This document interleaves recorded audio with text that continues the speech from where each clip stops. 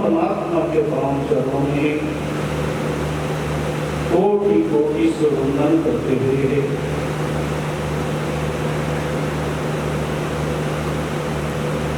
आज पवित्र पावन दिवस क्योंकि संतों की जहाँ पुण्यतिथि गाई जाती है, पावन अति पावन दिवस होता है। हमारे परम ब्रह्मनिष्ठ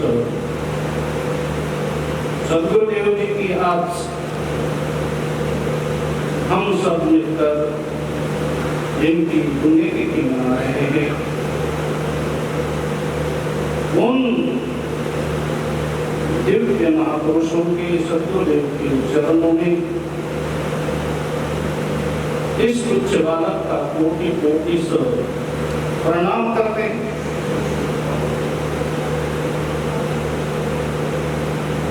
और इस सभा के परमाध्यक्ष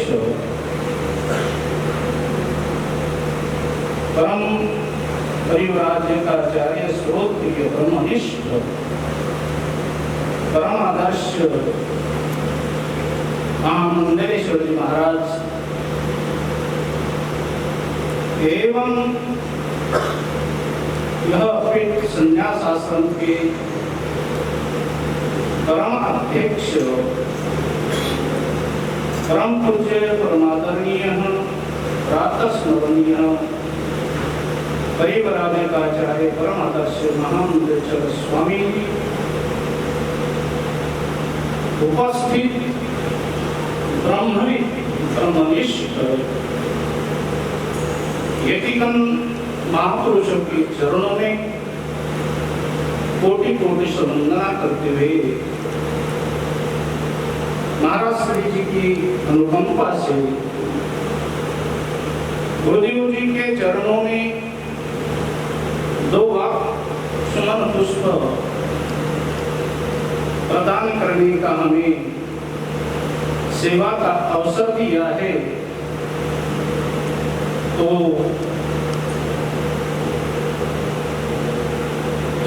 सद्गुरु जी के बारे में हम तो उसी तरह शब्द प्रदान कर सकते हैं जैसा कि आप प्राप्त उठ करके क्या करते हैं, एक ज्योत के द्वारा सूर्य को प्रकाशित करने की तरह ही अथवा सागर को एक हम चींटी की तरह नापने की कोशिश करेंगे तो ऐसे दिव्य महापुरुषों के बारे में इतना ही कह सकते हम उनके बारे में। वह करुणानिधि के रूप में भी कह सकते हैं, मातृवात्सल्य जिसके सर्वत्र मतलब कि एक उच्च कोटि का संबंध अगर संसार में अगर होगा तो किसका होगा? माता पुत्र के बीच में जो जिसको वात्सल्य संबंध कहा जाता है, अथवा एक गौ अपने बछड़े के लिए जब जंगल में चरने के लिए जब जाती है तो उसके मन में जैसा अपने बछड़े के प्रति व्याकुलता रहती है, वैसे ही सद्गुरु जी के उनके भाव उनके चरणों में देखा कि आपने यह संतप्त संसार में तपे हुए जीवों के प्रति उनकी जो दृष्टि थी, उनकी जो व्याकुलता थी, सिंपल सा एक उदाहरण देते हुए आपने वाणी को विराम दूंगा।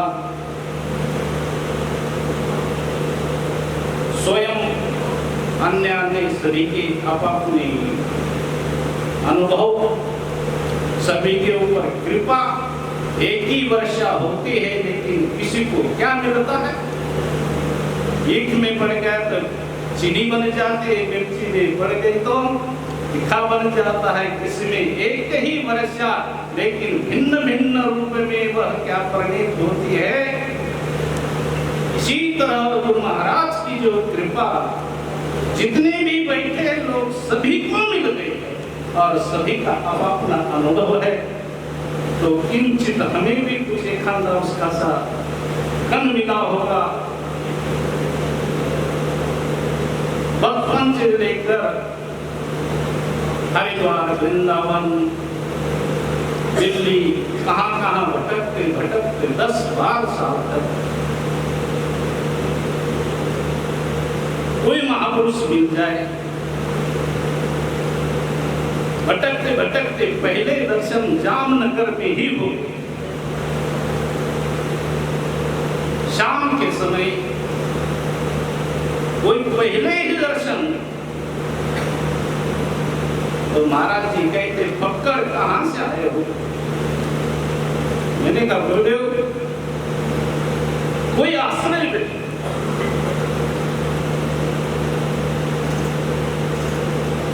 तुरंत हमारे सुमोत्तु जी के और उन्होंने तुरंत कहा कि उनकी हरिद्वार में व्यवस्था करो। और ऐसे ब्रह्मनिष्ठ उन्होंने अपने चरणों में, और हम अपने आप को धन्य मानते हैं, अपने चरणों की सेवा हमें प्रदान की। अधिक न कहते हुए ये छोटा सा अनुभव बताया। ऐसे वह करुणानिधि, भक्त वत्सल, शिष्य वत्सल, और गुरु शिष्य का अगर उदाहरण मिल सकता है, मुझे लगता है इससे बड़ा इस संन्यास आश्रम में जो उदाहरण दिया है, ऐसा कोई बड़ा उदाहरण नहीं हो सकता। और आगे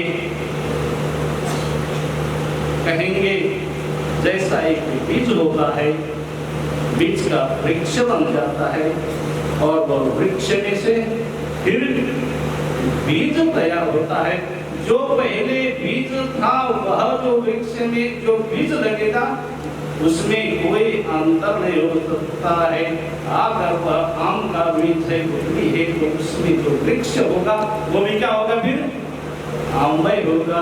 तो इसी रूप में हम कहते हैं जो गुरु जी बीज वृक्ष में लगा गए थे, और फिर क्या होगा, वृक्ष तैयार हो गया है और उसमें हमारे जनकपुरी जी फिर क्या हो गया है, फल रूप में आ गए हैं। और उस फल का आप क्या करेंगे, आपको रस प्रदान होता रहेगा ब्रह्म रस का, ब्रह्म रस घी का घी नहीं पीला, ऐसा यह ब्रह्म का रस आपको प्रदान करते रहेंगे और आप लोगों को दिखाएंगे।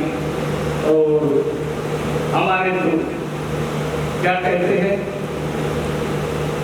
आप थोड़े से रखते होंगे बीच में, लेकिन हम एक कमरे में रहते थे, एक बिस्तर पे सोते थे, सारे आश्रम के काम हम, किसी का हमने कहीं बिजली फिटिंग करनी हो, रसोई का काम करना हो, 200-300 आदमी की रोटी बेला करते थे दोनों। इतनी मेहनत हम यहाँ करते थे, दोनों साथ ही एक ही विद्यालय में पढ़ते रहे, लेकिन कुछ हमारा कुछ विरक्त भाव रहा है, हम कार्य प्रणाली में इतनी हमें कुशलता नहीं थी, इसलिए एकांत देखा है, भजन करके इतना बनता है, लेकिन उनकी महती अनुकंपा है हमारे ऊपर कि फिर भी हमें वह आदर देते हैं। हम उनका कोटि से धन्यवाद करते हुए अपने वाणी को यही विराम देते हैं। अधिक समय लिया इसके लिए क्षमा प्रार्थी हूँ। हरि ओम तत्सत, हरि ओम तत्सत।